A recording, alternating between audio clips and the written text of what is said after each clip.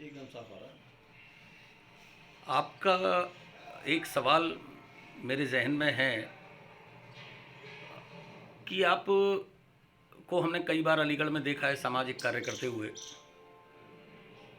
एक अभी इशू बहुत दिन से अखबारों में चल रहा है कि स्कूल वाले बच्चों से फ़ीस की डिमांड कर रहे हैं, लेकिन उसका रूप जो है वो दूसरी तरीके से पेश किया जा रहा है कि उनको अपने अध्यापकों को और अपने कर्मचारियों को सैलरी देनी है, लेकिन वो सैलरी जब दे पाएंगे जब आपके बच्चे स्कूल की फ़ीस दे पाएंगे। एक बड़ी मार्मिक सी अपील अखबारों के माध्यम से उन्होंने की है। पुष्पेन जी, आप इस विषय में क्या कहना चाहेंगे? आप इस पर कुछ प्रकाश डालें जिससे कि अलीगढ़ के अभिभावक आपकी बात को सुनकर समझकर कोई सही फैसला ले सकें। पुष्पेन जी। नमस्कार। मेरा अलीगढ़ शहर के सभी अभिभावकों की तरफ से सरकार से मेरा निवेदन है, आग्रह है कि अलीगढ़ में जिस तरह से प्रतिष्ठित विद्यालयों के संस्थापकों ने जो अभी अखबार में बयान दिया है वह वाकई में बड़ा ही अशोभनीय है। जहाँ तक मैं समझता हूँ, मैं एक सामाजिक व्यक्ति के साथ साथ अलीगढ़ अभिभावक एसोसिएशन का कार्यकर्ता भी हूँ, अभिभावक भी हूँ और अध्यापक भी हूँ।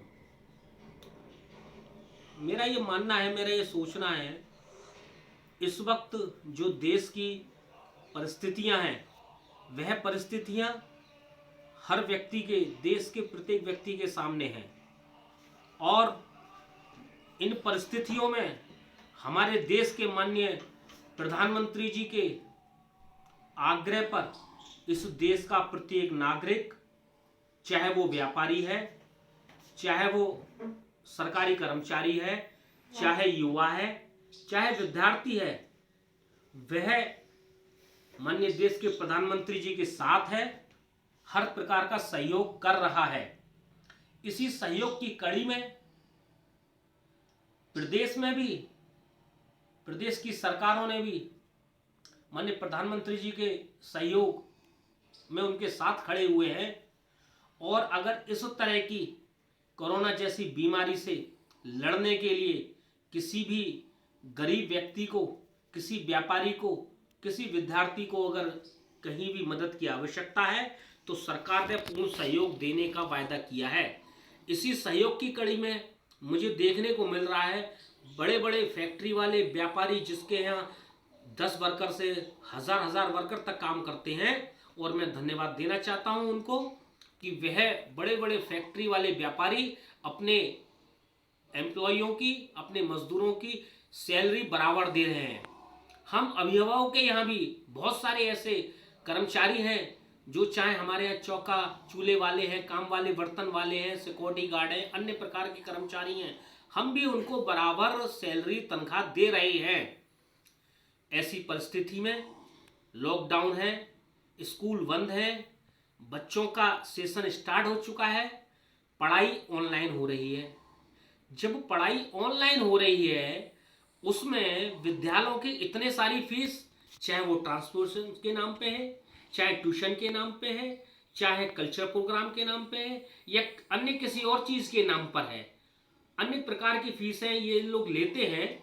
और हम सब लोग बहुत समय से ये देखते आ रहे हैं और संघर्ष करते आ रहे हैं, इसके लिए आवाज़ उठाते आ रहे हैं, लेकिन इनकी फीस में किसी प्रकार की कमी नहीं हो रही है और ये हमसे अनागत तरीके से फीस लेते आते हैं और हम लोग भरते आ रहे हैं। और वर्तमान में एक ऐसी स्थिति है जिस परिस्थितियों में सरकार ने कहा भी है कि लॉकडाउन के समय में किसी भी अभिभावक को अपने बच्चे की फीस नहीं देनी है। और सरकार का हम धन्यवाद देते हैं, अपनी प्रदेश सरकार का, कि उन्होंने हमारी 3 महीने की फीस को माफ़ी के आदेश किए हुए हैं। लेकिन उसके बावजूद भी, और ये बड़े बड़े विद्यालय के प्रतिष्ठित लोग ये कह रहे हैं कि हम अपने अध्यापकों की फीस खुद के घर में चूल्हे जब जला पाएंगे जब अभिभावक यानी बच्चों के अभिभावक हमको फीस देंगे। मैं उनसे ये सवाल पूछना चाहता हूँ, आप एक तरफ इतने बड़े बड़े प्रतिष्ठित विद्यालयों को चलाते हैं, एक तरफ आप सामाजिक व्यक्ति है, सामाजिक कार्यकर्ता है, शहर में आने वाली विपदाओं में सहयोग भी करते हैं, इसमें नो डाउट आप लोग बहुत सहयोग करते हैं। एक तरफ आप जैसे विद्यालयों में से कुछ लोग ऐसे भी हैं जो राजनीतिक महत्वाकांक्षा भी रखते हैं, राजनीति में टिकट मांगते हैं, चुनाव लड़ते हैं, कहीं ना कहीं राजनीतिक दलों से जुड़े हुए हैं। आप राजनीतिक संगठनों से, पार्टियों से जुड़ने के बाद आप क्या समाज की सेवा करेंगे? इन परिस्थितियों में आप अपने इस तरह से अभिभावकों के ऊपर निर्भर हैं, जबकि किसी भी विद्यालय में 20 लोग 50 लोग से ज़्यादा का 25 लोग से ज़्यादा का स्टाफ नहीं है। आप इतने प्रतिष्ठित होने के बावजूद भी क्या आप कुछ महीनों के लिए, जो माननीय हमारे देश के प्रधानमंत्री ने कहा बहुत जल्दी हम इस बीमारी से निजात पा लेंगे, कुछ महीनों के लिए आप उनकी सैलरी नहीं दे सकते? मैं भी एक अध्यापक हूँ, मेरे सामने ऐसा प्रश्न नहीं आया, क्योंकि मैं एक छोटे विद्यालय का अध्यापक हूँ। मैं उनका धन्यवाद देना चाहता हूँ, उन्होंने मुझे ना तो सैलरी देने के लिए मना किया और ना मैंने सैलरी अभी तक उनसे मांगी। क्यों? क्योंकि इस परेशानी की घड़ी में हम सब लोगों को एक दूसरे के साथ खड़ा रहना है। मेरा अलीगढ़ शहर के सभी अभिभावकों से निवेदन है, आप भी अपनी इस आवाज़ को उठाएं और सारे विद्यालयों के जो विद्यालय चलाते हैं, विद्यालय को उनके जो प्रिंसिपल्स हैं, उनके जो प्रबंधक हैं, उनसे विशेष रूप से आग्रह करें, निवेदन करें कि इस तरह के बयान ना दें और किसी प्रकार की जबरदस्ती ना करें। बच्चों के वैसे भी साल ये भविष्य जो है, बच्चों का भविष्य को ध्यान में रखते हुए ये वर्ष उनकी पढ़ाई को लेकर काफ़ी ज़्यादा कठिनाई भरा है। इस उनके कठिन समय में जो पढ़ाई उनको हो सकती है, जो उनको शिक्षा दिलाने में सुविधा हो सकती है, सुविधाएं दिलाएं।